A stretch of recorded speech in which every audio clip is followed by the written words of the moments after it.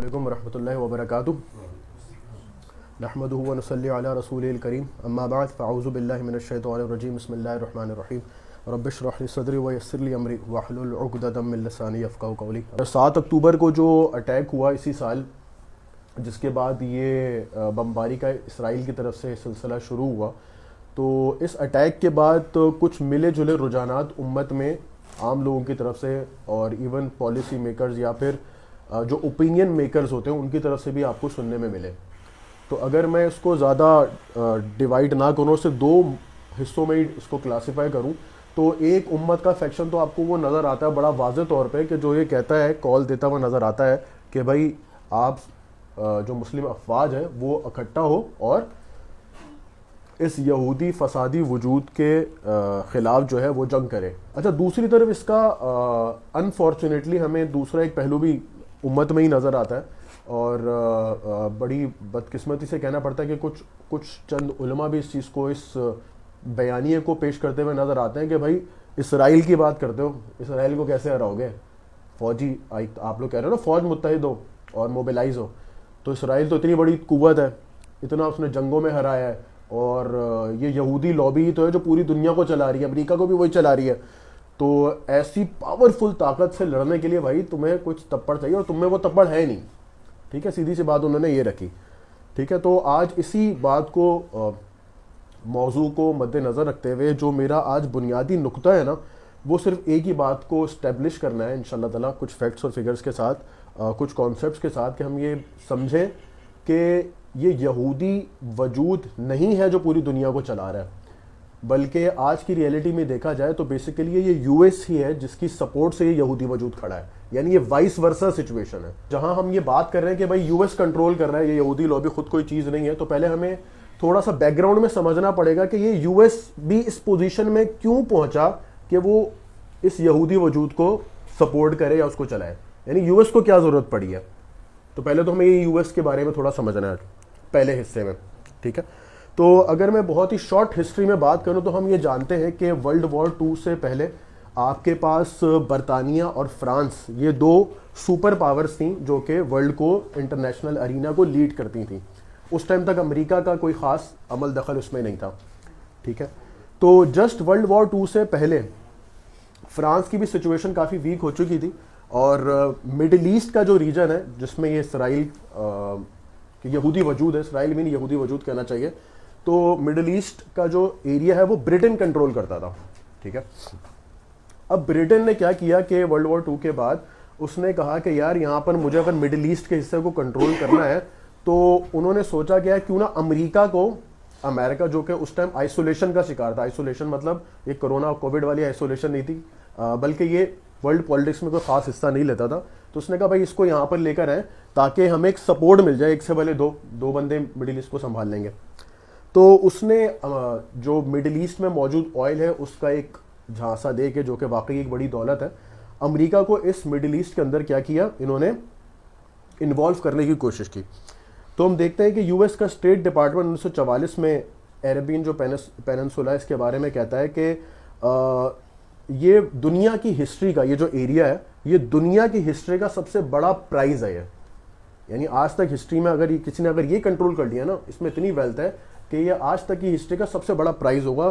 تو یہ U S کے اسٹیٹ ڈپارٹمنٹ نے مڈل ایسٹ کے اوپر جب توجہ کی تو ان کو نظر آیا کہ یار یہ تو زبردست چیز ہے، یہ تو بہت ہی فائدہ مند چیز ہے۔ اسی طرح 1949 میں جارج کینن، یہ ایک پالیسی میکر تھے یو ایس کے، وہ کہتے ہیں کہ یار یہ مڈل ایسٹ اتنی بڑی طاقت ہے کہ جس نے اس کو کنٹرول کر لیا نا، اس کے پاس دنیا میں یہ پاور آ جائے گی کہ وہ کسی بھی ملک کو نو کہہ سکتا ہے، ایبسولوٹلی ناٹ والی، مطلب منع کر سکتا ہے کسی بھی ملک کو، ٹھیک ہے۔ تو اس ٹائم جاپان، جرمنی، یہ بھی ان کے بھی نام آتے تھے۔ تو یہ اتنی بڑی ریسورس ہے کہ یہ پھر سمجھ لیں کہ وہ لیڈ کرے گا جس نے اس ریجن کو کنٹرول کر لیا۔ تو اب امریکہ کے منہ کو بھی ٹیسٹ لگ چکا تھا اس آئل کا، مڈل ایسٹ کے آئل کا، اور جب اس طرح کے بیان آ رہے تھے تو یو ایس نے اس بات کو سمجھا کہ یار اگر ہم نے یہ ریجن کنٹرول کر لیا نا تو آگے ہمیں اس کے بڑے بڑے فائدے ملیں گے، اور اس کا پوٹینشیل یو ایس کو سمجھ میں آ گیا مڈل ایسٹ کا۔ اچھا اس ٹائم تک جیسے ہم نے بات کی برٹن تھا جو کہ مڈل ایسٹ کو کنٹرول کر رہا تھا.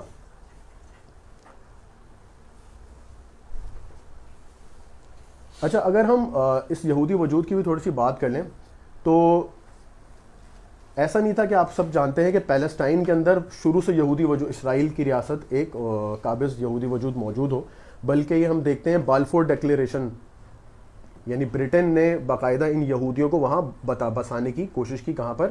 کہ وہاں پر پیلسٹائن کے اندر یہ لوگ سیٹلمنٹ ہو جائے یہاں سے، یورپ سے جا کے. ٹھیک ہے، تو یہ بالفور ڈیکلیریشن 1917 میں ہوئی. یہ تمام چیزیں وہیں سے سٹارٹ ہو گئی تھیں. لیکن جب ورلڈ وار 2 جیسے ختم ہوئی، اور جس پیریڈ کی میں بات کر رہا ہوں 50s کے اندر، تو وہاں پر اس ٹائم تک یہودی وہاں پر کافی حد تک بس چکے تھے. اور یو ایس جو ہے، ہم جانتے ہیں کہ برٹن کا بھی جو ورلڈ وار 2 کے بعد ہے کافی برا حال تھا. تو یو ایس نے دیکھا کہ یار یہاں پر برٹن کے ساتھ دینے کے لیے اس نے بلایا تھا، لیکن اس نے دیکھا کہ یار نہیں، اب برٹن کو بھی نہیں بلکہ میں نے اکیلے اس ریجن کو کیا کرنا ہے، کنٹرول کرنا ہے. تو ہم دیکھتے ہیں کہ 1950s کے اندر یو ایس کے اسرائیل کے ساتھ ریلیشن تھوڑے بیٹر ہونے شروع ہوئے. ٹھیک ہے، یہ مد نظر رکھیں کہ وہ کیوں ریلیشن شپ بنانا چاہ رہا ہے، کیونکہ وہاں پر مڈل ایسٹ میں آئل کی ریسورسز ہیں، اور وہاں پر اس ریجن کو اگر میں نے کنٹرول کرنا ہے تو کنٹرول کرنے کے لیے وہاں پر عرب مسلم ممالک ہیں. تو ایک کانسیپٹ اس کے ذہن میں تھا کہ یار آپ اگر یہودی وجود تو وہاں پر بس ہی رہا ہے، تو اگر وہاں پر ایک یہودیوں کی ایک ریاست ہو جاتی ہے تو یہ ایک بیلنس پروڈیوس کرے گی عرب ریاستوں کے خلاف، مسلمان ریاستوں کے خلاف. ٹھیک ہے، تو ہم دیکھتے ہیں کہ 50s میں ریلیشن شپ بڑھنے شروع ہوتے ہیں. پھر 16 میں آتے آتے تو یہ حال ہو جاتا ہے کہ پریزیڈنٹ جو یو ایس کا ہوتا ہے کینیڈی 62 میں، وہ کہتا ہے کہ یار گولڈا مائر نام آپ نے سنا ہی ہوگا، جو فورن منسٹر تھی اس ٹائم اسرائیل کی، وہ ان کو کہتا ہے کہ یار اب آپ کے دل میں ہمارے لیے، مطلب اسرائیل کی ہمارے دل میں بہت بڑی جگہ اور ہمارے اسپیشل ریلیشن شپس ہیں. اور یہاں سے شروع ہوتا ہے امریکہ اور اسرائیل کا وہ اسٹریٹجک پارٹنرشپ، جس کے بیسز یہ ہوتی ہے کہ امریکہ نے اس ریجن کو کنٹرول کرنا ہے. تو اس ریجن کو کنٹرول کرنے کے لیے وہ کہ دو دشمنوں کو لڑا دو اور خود بیٹھ کے اس کو کنٹرول کرو. اس وقت سے لے کر آج تک یو ایس کی کنٹینیوس سپورٹ رہی ہے 3 حصوں میں. کس طرح؟ یو ایس نے اکنامکلی بھی سپورٹ کیا اسرائیل کو، یو ایس نے ملیٹریلی بھی سپورٹ کیا ہے، اور یو ایس نے ڈپلومیٹک سپورٹ بھی دی ہے. یعنی تینوں لحاظ سے اسرائیل کو فل ٹائم سپورٹ دی ہے 60s سے لے کر آج تک. اور یہی وجہ ہے کہ جس کی بنیاد پر آج یہ اسرائیلی وجود جو طاقتور دکھتا ہے نا، جو بھی جتنی بھی طاقت ہے وہ اس طاقت تک پہنچا ہے. ٹھیک ہے، تو یہ وہاں سے سپورٹ شروع ہے یو ایس کی، رائٹ. تو اگر ہم بات کریں تو صرف جو فگرز ہیں وہ بتاتے ہیں کہ 1976 کے اندر فورن ایڈ دی جاتی تھی یو ایس کی طرف سے کس کو؟ اسرائیل کو. ٹھیک ہے، 1976 کے ہی اندر اسرائیل وہ واحد یعنی نمبر 1 فہرست پہ آ چکا تھا، وہ ملک جو کہ سب سے زیادہ فورن ایڈ لینے والا ملک بن چکا تھا یو ایس سے. یعنی اتنی اس کو 76 سے ایڈ ملنی شروع ہو گئی تھی. ٹھیک ہے، اور یہ پوزیشن ابھی تک برقرار ہے. اچھا، نہ صرف اسرائیل کو ایڈ دی جاتی ہے، اگر آپ ابھی گوگل شریف سے مدد لیں تو آپ کو پتہ چلے گا 2nd اور 3rd نمبر پر جس کو ایڈ دی جاتی ہے وہ کون سے ملک ہیں؟ کوئی گیس کر سکتا ہے؟ سب سے زیادہ اسرائیل، پھر جزاک اللہ خیر، ایجپٹ اینڈ دین جارڈن. تو ان کو بھی اس لیے ایڈ دی جاتی ہے کہ وہ اس کے ہمسائے ہیں، ذرا اچھے ہمسائے بن کے رہیں، ذرا پھٹا پھٹا کرنے کی ضرورت نہیں، ان کو بھی ایڈ دی جا رہی ہے. ٹھیک ہے نا. تو امریکہ کی اتنی انویسٹمنٹ ہے، اتنا اکنامکلی مدد ہے تاکہ اسرائیل بھی ڈیولپ رہے اور اس کے آس پاس کے لوگ بھی اس سے پنگا نہ کریں اور اس کو ڈیولپ رہنے دیں. ٹھیک ہے، تو صرف 2005 تک کے جو میں فگرز دیکھ رہا تھا تو $154 بلین کی امداد فورن اسسٹنس کی صورت میں یو ایس اسرائیل کو کر چکا ہے. اور انٹرسٹنگ بات یہ ہے کہ یہ جتنی بھی امداد ہوتی ہے نا، اس کا میجورٹی پورشن لون کی صورت میں نہیں ہوتا، وہ گرانٹ ہوتا ہے. ٹھیک ہے، تو لون کی کوئی ٹینشن ہی نہیں کہ واپس کرنا ہے، سود دینا ہے، تو وہ زیادہ تر گرانٹ کی پوزیشن میں ہوتا ہے. ٹھیک ہے جی. اچھا، ایک اور مزے کی بات کہ اس مختلف ممالک کو جو ایڈ ملتی ہے نا، تو ویسے مثال کے طور پر پاکستان کو ایڈ کیوں ملتی تھی؟ وہ کہتے کیا تھے؟ وار آن ٹیررزم نا، وار آن ٹیررزم پہ ایڈ مل جاتی ہے. پھر پولیو ویکسینیشن پہ ایڈ مل جائے گی، HIV ایڈس کے خلاف ایڈ مل جائے گی. ایون ڈیموکریسی پروموشن کا بھی پروگرام ہے ایڈ دینے کے لیے، اگر آپ نے ڈیموکریسی پروموٹ کرنی ہے یہ ایڈ لے لیں. تو مختلف پروگرامز کے تحت ایڈ ملتی ہے. ٹھیک ہے نا. جبکہ اسرائیل کو کسی خاص پروگرام کے تحت ایڈ نہیں ملتی. اس کو سال کے شروع میں ایک لم سم اماؤنٹ دے دیا جاتا ہے، اب اس کو چاہے جو بھی کرے. اور اس لمسم اماؤنٹ میں بھی کچھ تقریباً $5 लाख سے نیچے والی جو بھی رقم ہوتی ہے نا, وہ $5 लाख سے نیچے والی رقم کو اسرائیل کو کہیں بھی وہ خرچ کرے اس کو یو ایس کو ریویو بھی نہیں کرانا پڑتا. یعنی $5 लाख سے اوپر والی جتنی بھی رقم ہے اگر اسرائیل گرانٹ لے گا اور اس کو جب یوز کرے گا تو یو ایس کو بتائے گا بھائی میں نے یہاں کیا. لیکن $5 लाख سے اگر نیچے نیچے وہ ایڈ آ رہی ہے نا چھوٹے چھوٹے قسطوں میں, تو اس کو اس پرائر اپروول کی یا ریویو کی ضرورت بھی نہیں ہے, تو وہ ایسے جو چاہے اسرائیل اس کو اس کے اوپر لگا سکتا ہے. اب یہ جو رقم ہے یہ چاہے ویسٹ بینک میں یا پورے پیلسٹائن کے اندر جو یہودی بستیاں آباد کی ہیں, آباد کاری جس کو یہودی سیٹلمنٹس کہتے ہیں, تو یعنی ان کو گھر بنا کے دیے, ان کو بولا کہ آباد کاریاں کرو, اپنی آبادی بڑھاؤ یہودیوں کو. تو اب یہ رقم چاہے اس میں لگ رہی ہو یا کسی اور فلسطینیوں کو مارنے میں لگ رہی ہو, تو اس کا کوئی سوال جواب اسرائیل سے ہوتا نہیں ہے. اس کے علاوہ یہ $154 بلین کے علاوہ تقریباً صرف جو امریکہ کے اندر جو جوز ہے یا دوسرے لوگ جو کہ اسرائیل کو اچھا سمجھتے ہیں ان کی طرف سے بھی سالانہ $2 بلین کی امداد جاتی ہے. اور اس امداد کے بارے میں اسرائیلی جو کہ پرائم منسٹر تھی سیمن, میں شاید نام پروناؤنس غلط کر دوں لیکن وہ شیمن پیرس کر کے نام آ رہا ہے, اور ان کا یہ کہنا تھا پرائم منسٹر کا کہ یہ ایڈ ہی تھی جس نے 60s کے اندر اسرائیل کے نیوکلیئر پروگرام کو ڈیولپ کرنے میں مدد دی. تو کیا سوال یہ بنتا ہے کہ وہ کیوں سپورٹ کر رہا ہے؟ سوال آتا ہے ذہن میں کہ بھائی کیوں کر رہا ہے, یو اس کو کیا پڑی ہے, مطلب خیراتی ادارہ ہے, ہمیں کیوں نہیں کر رہا؟ نائجیریا برما اتنے غریب ممالک ہے, وہاں کر لے, ٹھیک ہے, اسرائیل کی تو ایسی پوزیشن نہیں ہے. تو یہاں پر یار یہ بات سمجھنے کی ضرورت ہے, بڑی پلو سے باندھنے والی بات ہے اور امپورٹنٹ ڈسکشن ہے. وہ یہ ہے کہ یہ ساری اسٹیٹ جو ہے نا کیپٹلسٹ اسٹیٹ ہے, سرمایہ دارانہ ریاستیں, اور سرمایہ دارانہ ریاستوں کا صرف ایک مقصد ہوتا ہے, اور وہ کیا ہوتا ہے؟ مفاد ہے. جتنی بھی کیپٹلسٹ ریاستیں ہیں وہ اپنا مفاد دیکھتی ہیں, ان کو کوئی بڑی کوئی محبت نہیں ہوتی. ٹھیک ہے, وہ محبت کا نام لے سکتی ہیں اور شاید تھوڑی بہت ہو بھی, لیکن جو پرائم ان کا مقصد ہوتا ہے نا کسی بھی ریاست کو سپورٹ کرنے کا, اس کو گرانے کا, جو بھی ہوتا ہے وہ کیا ہوتا ہے؟ اپنا مفاد. اور پاکستان کی اگزامپل ہمارے بالکل سامنے ہے کہ جب اس کو ضرورت تھی تو پاکستان کو یوز کیا, جب نہیں ضرورت تھی تو پھینکا ہوا ہے, اور اب اس کو بلکہ سبجوکیٹ کیا جا رہا ہے تاکہ انڈیا آگے بڑھتا رہے. ٹھیک ہے, تو ہم دیکھتے ہیں کیپٹل اسٹیٹ جتنی بھی ہوتی ہیں وہ سارے اپنے مفاد کے اوپر چل رہی ہوتی ہیں. اور صرف ایک چھوٹی سی مثال سے ہم اس بات کو سمجھتے ہیں کہ جب ہم بات کر رہے ہوتے ہیں نا کہ یہودی ان کو چلا رہے ہیں, تو ویسے تو بہت ساری مثالیں آ سکتی ہیں جو کہ ہم Q&A میں بھی ڈسکس کر سکتے ہیں. یہاں پہ میں صرف ایک مثال ڈسکس کر رہا ہوں جو کہ آئی ہوپ, میں امید کرتا ہوں کہ تھوڑی سی نون بھی ہوگی. وہ یہ ہوگی کہ 1956-57 کے اندر اسرائیل نے, ٹھیک ہے, ایجپٹ نے سوئس کینال کو کیپچر کرنے کی کوشش کی, تو اسرائیل اس کے مقابلے میں آ گیا. ٹھیک ہے, جب اس کے مقابلے میں آیا تو اسرائیل کے ساتھ ساتھ برٹن اور فرانس بھی مل گئے. ٹھیک ہے, اب ایجپٹ یہاں پر کھڑا ہوا ہے ایک سائڈ پہ, اور دوسری سائڈ پہ کون کھڑا ہوا ہے؟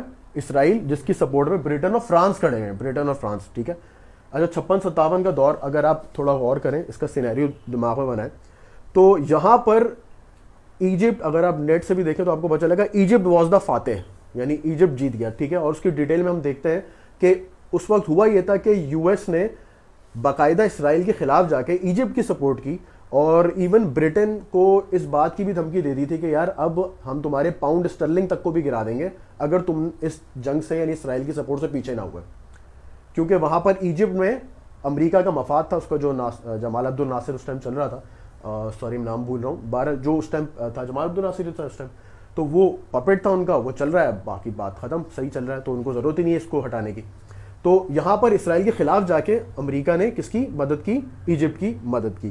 اس طرح اور بہت ساری مثالیں. مثال کے طور پر ہم 2000 جب یہ 9/11 کا واقعہ ہوا, یہ تو تھوڑی پرانی میں نے مثال دی تھی, ایک اور مثال دے کے بات آگے بڑھاتے ہیں کہ جب 9/11 کا بھی جو واقعہ ہوا تھا تو 9/11 میں پہلے افغانستان پہ حملہ ہوا, اور جب عراق پہ حملہ ہونے جا رہا تھا تو جو رپورٹس آتی ہیں وہ بتاتی ہیں کہ اسرائیل کی پوری کوشش تھی کہ اب عراق پہ نہیں بلکہ ایران پہ حملہ ہو. ٹھیک ہے, لیکن وہاں پر بھی ہمیں ملتا ہے کہ شٹ اپ کالز آئیں یو ایس کی طرف سے, نہیں یار انٹرسٹ اس کا عراق میں تھا تو وہ عراق میں ہی گئے.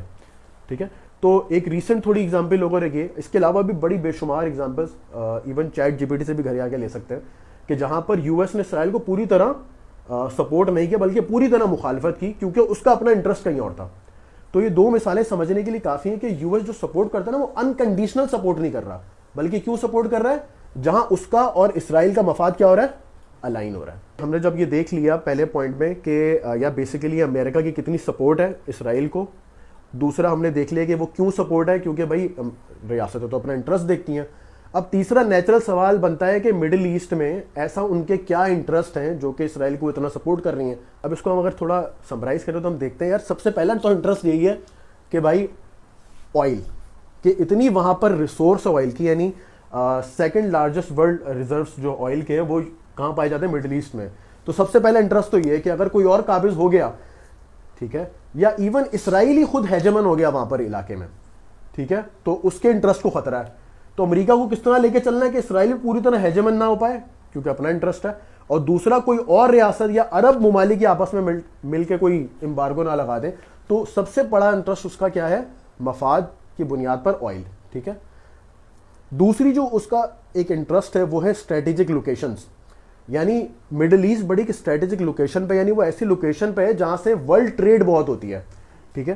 تو آپ جا کے دیکھیے گا کہ کچھ آپ نے نام شاید سنے بھی ہوں گے, جیسے کہ strait of Bosphorus, strait of Gibraltar, strait of Hormuz, Aden, Suez canal, یہ تمام وہ چیزیں جو کہ ٹریڈ روٹس ہیں ورلڈ کے درمیان. اور اگر میں پریسائزلی بات کروں تو بیسیکلی یہ 3 کانٹیننٹس کے درمیان پڑ رہا ہے, جس میں سے ایک ہے افریقہ, آپ سب جانتے ہیں اس کی ریسورسز, یورپ اور ایشیا, ٹھیک ہے. تو اس مڈل ایسٹ کے جو لوکیشن ہے, جغرافک لوکیشن, وہ ورلڈ کے ٹریڈ روٹس کو کیا کرتا ہے, وہ اس پہ مشتمل ہے, وہ اس کو کنٹرول کرتا ہے. تو مڈل ایسٹ میں اگر کوئی امریکہ کا مخالف آ جاتا ہے تو پھر امریکہ کا یہ انٹرسٹ جا سکتا ہے یہ ٹریڈ روٹس کو. تو آئل کے بعد اسٹریٹجک لوکیشن. اور تیسرا انٹرسٹ جو اس کا ہے, اور میرے اپنے ذاتی اوپینین کے حساب سے شاید یہ سب سے بڑا انٹرسٹ اس کا ہو سکتا ہے, یا نہیں ہے تو ہونا چاہیے ایٹ لیسٹ, وہ ہے اسلام. آپ سوچیں کہ وہ عرب کنٹریز ہیں, یعنی ہم کوشش کر رہے ہوتے ہیں نا عربک سیکھ لیں, دین سمجھنے میں آسانی رہے گی, تمام چیزیں, وہ عرب ہیں بولتے ہیں, ٹھیک ہے. مڈل ایسٹ اسلام کا جو انشاءاللہ تعالیٰ آنے والی خلافت ہے اس کا ڈپارچر پوائنٹ بننے کے قابل ہے مڈل ایسٹ. تو اس کو اس بات کا خطرہ ہے کہ یار یہاں پر اگر کوئی اپرائزنگ ایسی ہوتی ہے نا کہ جو کہ اسلامی ریاست کی طرف جاتی ہے, ٹھیک ہے, تو وہ اس کے لیے بڑی خطرناک ہوگی. تو تینوں چیزوں کو کمبائن اگر آپ کریں تو آئل, اسٹریٹجک لوکیشنز اور تیسری چیز آپ کا اسلام, یہ وہ 3 چیزیں ہیں جو کہ مڈل ایسٹ کو ویری امپورٹنٹ, یعنی ویری ویری امپورٹنٹ بنا دیتی ہیں. کس کے لیے, یو ایس کے لیے, ٹھیک ہے. اور یہی وجہ ہے کہ وہ اسرائیل کو ایک بیلنسر کے طور پہ رکھتا ہے تاکہ وہ جب اگر عرب ممالک کچھ کرنے لگے تو اس کو ڈنڈا کر سکیں, ٹھیک ہے. لیکن اسرائیل خود اب یو ایس کے لیے ایک لائبلٹی بنتا جا رہا ہے, ٹھیک ہے. اور اسرائیل کے اندر موجود جو پرابلمز ہیں اس کو ہمیں میڈیا پہ دکھایا اس طرح نہیں جا رہا ہوتا کہ جس سے ہمیں پتہ چلے کہ یار اسرائیل خود اپنا اندرونی طور پہ کتنا ویک ہوتا جا رہا ہے, ٹھیک ہے. بلکہ اگر میں یہ بتانے سے پہلے صرف آج کی خبر پہ ہی بات کروں تو الجزیرہ میں آج ڈسکشن بھی آئی ہے نا کہ جو فوجی 4 دن کے بعد واپس آ رہے ہیں, وہ آگے جب وہ گھر والوں کے پاس جا رہے ہیں تو گھر والے کہہ رہے ہیں, وہ ان کو نئی کہانی سنا رہے ہیں کہ یار کیا کر رہے ہو تم لوگ, مطلب, ٹھیک ہے. تو وہ کنفیوز ہو گئے کہ یار ہمیں کچھ اور بتایا جا رہا ہے, یہاں پر گھر والے تو الگ ہی ماحول میں. تو اب وہ آج بڑا ایک چھوٹا سا ورڈ تھا لیکن بڑا زبردست تھا کہ اس پہ لکھا ہوا تھا کہ اب یہ بینجامن نیتن یاہو اور اسرائیلی جو ہے سارے یہ ویسیلیٹ ہو چکے ہیں. ویسیلیٹ مطلب 2 اوپینینز کے درمیان گڑبڑ ہو رہے ہیں کہ سمجھ میں نہیں آ رہی ان کو کیا کریں, ٹھیک ہے. تو ایسا نہیں کہ سب پرفیکٹ چل رہا ہے اور بڑی زبردست ریاست ہے, اس کا کوئی مقابلہ نہیں کر سکتا. یہ آج کی بھی نیوز دیکھے تو ان کے بڑے کنفیوژن اور 2 اوپینینز پائے جانے کہ ہمیں کیا کر رہے ہیں. سب سے پہلے ہمیں سمجھنا ہے کہ یو ایس کی پالیٹکس کس طرح ورک کرتی ہے. یو ایس کی پالیٹکس میں ہوتا یہ ہے کہ ڈفرینٹ انٹرسٹ گروپس ہوتے ہیں, یعنی 5 بندوں نے بنایا کہ یار ہم انوائرمنٹ پروٹیکشن پہ کام کریں گے, تو انہوں نے ایک لابنگ کر دی. لابنگ سے مراد یہ کہ وہ پبلک اوپینین بنائیں گے, فنڈز دیں گے, فنڈز مانگیں گے, یعنی وہ انوائرمنٹل پروٹیکشن کے اوپر کام کرنا شروع کریں گے. ان لوگوں نے کہا نہیں بھائی ہم وومن رائٹس پہ کام کریں گے, انہوں نے کہا ہم چائلڈ پروٹیکشن پہ کام کریں گے. تو ان چیزوں کو کہا جاتا ہے لابی. پھر وہ لابی کرتے ہیں, یعنی اس کے لیے پبلک اوپینین بناتے ہیں تاکہ اس کے بارے میں ایکٹس پاس ہوں. تو اسرائیل لابی بھی بالکل اسی طرح ہے, یعنی کوئی یہ ہائرارکی نہیں ہے کہ جس میں آفس کی طرح ایک جی ایم ہوگا اور 2 ڈی جی ایم ہوں گے, نیچے مینیجر اور اسسٹنٹ مینیجر, اس طرح کوئی نہیں ہے. تو اسرائیل لابی بھی بالکل اسی طرح ہے, یعنی کوئی یہ ہائرارکی نہیں ہے کہ جس میں آفس کی طرح ایک جی ایم ہوگا اور 2 ڈی جی ایم ہوں گے, نیچے مینیجر اور اسسٹنٹ مینیجر, اس طرح کوئی نہیں ہے. ہاں سپورٹ میں لوگ ہیں, یعنی لوگ سپورٹ کرتے ہیں کہ جس طرح کے انوائرمنٹل پروٹیکشن کو کرتے ہیں ویسے کس کو کرتے ہیں, ویسے اس کو اسرائیل کے وجود کو بھی کرتے ہیں, ٹھیک ہے, امریکہ کے اندر موجود لوگ. تو یہ اس کو ہم اسرائیل لابی کہتے ہیں، جو اصل میں اسرائیل لابی ہے، جو کہ واقعی موجود ہے، لیکن کوئی لابی کوئی بہت ہی زبردست، کوئی ہائرارکل، کوئی اسٹرکچرڈ چیز نہیں ہے، ٹھیک ہے، اس طرح لوگ سپورٹ کرتے ہیں. اچھا، ان لوگوں نے بھی کیا کیا، جیسے انوائرمنٹ آرگنائزیشن لوگ بنا دیتے ہیں لابی کرنے کے لیے، ویسے انہوں نے ایک آرگنائزیشن بنائی ہوئی ہے جس کا نام ہے AIPAC، ٹھیک ہے، APEC، امریکن اسرائیل پبلک افیئرس کمیٹی، ٹھیک ہے. اسی طرح ایک اور لابنگ کے لیے انہوں نے ایک اور جماعت بھی ہے جس کا نام ہے کانفرنس آف پریزیڈنٹس. یہ دو وہ پارٹیز ہیں جو کہ گریٹر اسرائیل کے کانسیپٹ کو سپورٹ کرتی ہیں. لیکن اب آپ سنیں، جو شاید آپ نے پہلے نہ سنا ہو، کہ اس کے ان کے علاوہ پارٹیز کی لسٹ ہے جو کہ گریٹر اسرائیل کے کانسیپٹ کو سپورٹ ہی نہیں کرتی، اور وہ اس کے مخالف ہیں. میں جسٹ نام لے کے آپ کے سامنے رکھوں گا بس، جس میں سے ایک کو امینو کہلاتی ہے، اس کا فل فارم کچھ ہوگا امینو. ایک ہے امیریکنز فار پیس ناؤ، ایک ہے برٹ شیلوم، ایک ہے اسرائیل پالیسی فورم، ایک ہے جوئش وائس فار پیس، ایک ہے مرٹس USA، ایک ہے تکون کمیونٹی. یہ وہ کمیونٹیز ہیں جو کہ گریٹر اسرائیل کے خلاف ہیں، اور باقاعدہ یہ جوئش بھی لوگ ہیں، اس میں اور بھی لوگ ہیں، لیکن یہ کیمپیننگ کرتی ہیں، لابنگ کرتی ہے کہ گریٹر اسرائیل کا کانسیپٹ درست نہیں ہے. جبکہ دو پارٹی جس کا میں نے شروع میں نام لیا تھا وہ اس کے پرو ہیں. تو ایسا نہیں سب یہودی ملے ہوئے ان کے خلاف، اتنے میں نے نام لیے سارے کیا ہیں، اگینسٹ میں، ٹھیک ہے نا. اچھا، اسی طرح صرف ایک ریسنٹ ایگزامپل اگر میں 2006 کی بات کروں تو اس میں ایک ریزولوشن پاس ہوئی تھی امریکہ کے اندر جس کا نام تھا HR 4681، ٹھیک ہے، وہ سرچ کر کے آپ کو مل جائے گی. تو اس میں ان تمام جن کے میں نے نام لیے، ان تمام آرگنائزیشن نے باقاعدہ یہ قرارداد پیش کی تھی کہ یار یہ جو اسرائیل جو اسٹیٹ ہے نا، یہ جو یہودی آباد کاری کر رہی ہے، یہ فلسطینیوں پہ ظلم کر رہی ہے، ٹھیک ہے. وہ ریجیکٹ ہو گئی، لیکن انہوں نے قرارداد پیش کی تھی اور انہوں نے باقاعدہ اس کے لیے پبلک اوپینین جمع کی تھی، تب یہ قرارداد آگے پیش ہوئی، ٹھیک ہے. اسی طرح ایک آرگنائزیشن بنی تھی جس کا نام تھا بریرا. یہ بھی کیا ہے، امریکہ کی جوز نہیں بنائی تھی، اور ان کی مہم 5 سال اتنی زبردست طریقے سے چلی کہ یہ جو APEC والے تھے، یعنی جو اس گریٹر اسرائیل کو سپورٹ کرتے ہیں، باقاعدہ ان لوگوں نے ان پہ اوپر وہ جو فتوے لگانا شروع کر دی کہ نہیں یہ تو اسرائیل کے حماس لوگ ہیں، یہ حماس کا ہی دوسرا چہرہ ہے. تو ان کی ایکٹیویٹیز 5 سال میں اتنی ہوئی تھی کہ پھر ان کے اوپر بین لگانا پڑا، ٹھیک ہے. اور آپ سمجھ سکتے ہیں جب ایک جماعت پہ بین لگتا ہے وہاں پر، تو پھر لوگ سوچنے میں مجبور ہوتے ہیں نا کہ یار کیوں بین لگ گیا، ڈیموکریسی ہے نا، سب کو بات تو کرنی چاہیے، یہاں پر بین لگا دیا. تو اس کے ڈس بین ہونے کے بعد بھی ایک بہت ہی امریکہ میں پبلک اوپینین ایک شور مچا کہ یار کہاں گئی ہماری فریڈم، کہاں گئی ڈیموکریسی، جب آپ اسی کو اس طرح کے آرگنائزیشن کو بھی بین کرو جو کہ اپنے ایک اوپینین رکھتی ہیں، ٹھیک ہے. تو ہمیں نظر آتا ہے کہ اسرائیل لابی کچھ لوگ ہیں، ٹھیک ہے، انہوں نے آرگنائزیشن بھی بنائی ہوئی ہے، لیکن ان کے آپس میں بھی کیا ہیں، ڈفرینسز موجود ہیں. تو یہ پہلی میں نے آپ کو وجہ بتائی جس کے حوالے سے میں یہ کہنا چاہ رہا ہوں کہ اسرائیل خود اب ایک لائبلٹی بنتا جا رہا ہے امریکہ کے لیے، ٹھیک ہے. اچھا، اس کے علاوہ بہت سارے ایسے ایکشن ہیں جو کہ اسرائیل نے US کے پالیسیز کے خلاف لیے.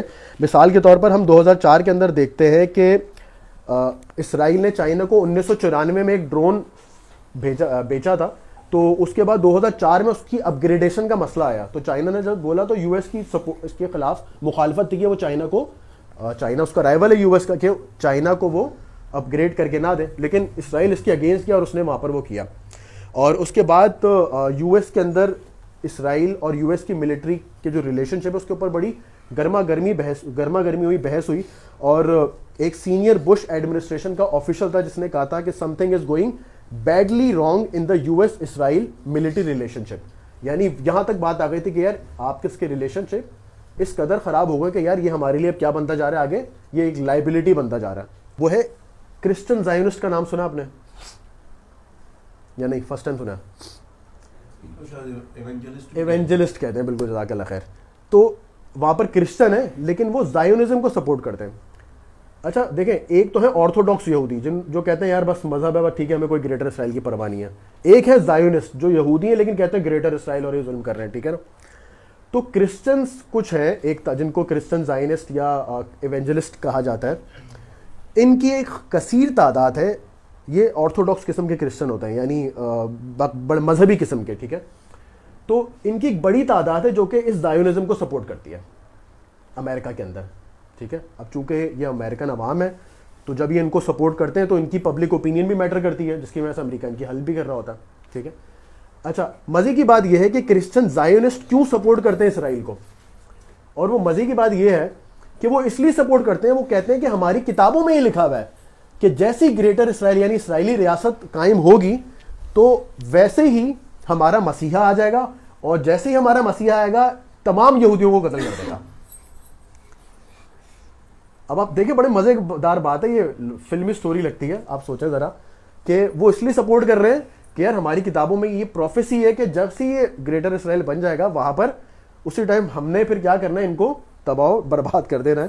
تو بڑا اس میں انٹرسٹنگ تبصرہ ہے کہ اسرائیلی کی طرف سے وہ یہ کہتا ہے کہ موسٹ امیرکن خاتون ہے بلکہ most American Jews would have rejected out of hand any dealings with the new Christian right یعنی Christian Zionist. They actually fear that converting Jews into Christianity is a long term goal of these Christian Zionists, کہ یا تو یہ مار دیں گے یا پھر ان کو کنورٹ کر کے کرسچینٹی میں لیں گے. تو ان سے آپ کو ذرا ان کی سپورٹ بھی ذرا بچ بچ کے لینی چاہیے. کہ یہ کچھ پوائنٹس جو کہ واضح کرتے ہیں کہ ایک تو یو ایس خود اسرائیل سے پریشان ہے کن وجوہات کی بنا پر. ٹھیک ہے. اور چونکہ یو ایس کا اگر انٹرسٹ متاثر ہوگا تو وہ پھر سپورٹ اگینسٹ میں بھی جائے گا، جیسے وہ ہسٹری میں گیا بھی ہے. امریکنز عوام خود کس طرح دیکھ رہی ہے اسرائیل کو کہ ہمارے لیے کتنی پرابلم کا باعث ہے، اور وہ خود کہتے ہیں کہ اگر اسرائیل کو چھوڑ کے عرب رولرز کا ساتھ دے دیا جائے نا تو جو مسلمان میجورٹی ہے نا وہ ہماری سپورٹ میں آ جائے گی. ٹھیک ہے. یہ جو انٹرنیشنل سچویشن ہے اوبویسلی ڈیپ ایک اسٹڈی ہے، اس میں مطلب ہم 2 گھنٹے اور ہی بات کر سکتے ہیں، ایک ٹاپک کو مزید ڈیٹیل میں کھول سکتے ہیں. لیکن یہاں پر میرا مقصد سب آپ کو فیکٹس یا فگرز یاد کروا دینا نہیں تھا، میرا آپ کو صرف ایک گلمس دینا تھا کہ اب آپ کو نیکسٹ اسٹڈی کیا کرنی ہے. ٹھیک ہے. کہ آپ کو کن کن پورشنز میں دیکھنا ہے جا کے، تاکہ آپ اس بات کو مزید پختگی سے سمجھ سکیں کہ یہ وہ پوائنٹس ہیں جس کی بیسس پر ہمیں پتہ چلتا ہے کہ خود یہودی لابی کچھ بھی نہیں ہے. ٹھیک ہے. یو ایس ہے اس کو سپورٹ کرنے والی، اور اب یہ جو یہودی لابی کی وجہ سے یا جو لوگوں کی وجہ سے، اور ہم نے بات کی کہ لابی کیا ہے، کیا اس کا اسٹرکچر ہے یا اسٹرکچر ہے بھی کہ نہیں ہے، تو اور وہ لوگ کس طرح اسرائیل کو سپورٹ کر رہے ہیں اور اسرائیل کے اندر اٹ سیلف کتنے مسائل ہیں. تو ان تمام باتوں کو مد نظر رکھتے ہوئے ہمیں بڑا واضح نظر آتا ہے، جیسے میں نے بالکل سٹارٹ میں بات رکھی تھی کہ صرف یہاں پر ایک ضرورت ہے کہ ایک ایسی ریاست ہو جو کرنا تو یہ چاہ رہی ہو. مثال کے طور پر کہتے ہیں نا نوکری کرنی ہے تو نوکری والے کا بندے کا مائنڈ نوکری والا ہی ہوتا ہے. جس نے بزنس کرنا ہے وہ کچھ اسٹیپس لیتا ہے نا اس کے لیے، صرف بولتا نہیں ہے. ٹھیک ہے نا. تو ایک ویژن آپ کو نظر آتا ہے، عام ہم زندگی میں دیکھتے ہیں. تو اس لیے ہمیں سمجھنا چاہیے کہ یہاں پر اگر ایک ایسی ریاست جس کا باقاعدہ ویژن ہو کہ یار اس نے نہ صرف اس کو ہرانا ہے، اس کا جواب دینا ہے، بلکہ اس کو نیست و نابود کر کے ایسی ریاست کو اسلام کا جو ورلڈ آرڈر ہے اس کو لے کر اوپر جانا ہے، تو وہ ان چیزوں کو کس طرح میڈیا میں اچھال بھی سکتی ہے، کس طرح ان کو یوٹیلائز کر سکتی ہے اور اسرائیل اور یو ایس کے ریلیشن شپ میں رخنا ڈال سکتی ہے، کس طرح اسرائیل کی طاقت کو کمزور مزید کر سکتی ہے، یعنی کس طرح ان کے ڈفرینسز کو خود اپنے مفاد کے لیے اٹھا سکتی ہے. یہ لیکن تبھی ہوگا جب ایک ایسی ریاست جس کے پاس باقاعدہ ویژن ہو کہ اس نے دین کو، ایک دین کی جو آئیڈیالوجی اس کو آگے تک لے کے جانا ہے، نہ صرف نافذ کرنا ہے بلکہ اس کو آگے تک پوری دنیا کے کونے تک پھیلانا بھی ہے.